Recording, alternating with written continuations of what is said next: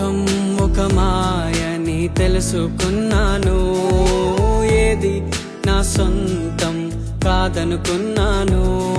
ఈ లోకం ఒక మాయని తెలుసుకున్నాను.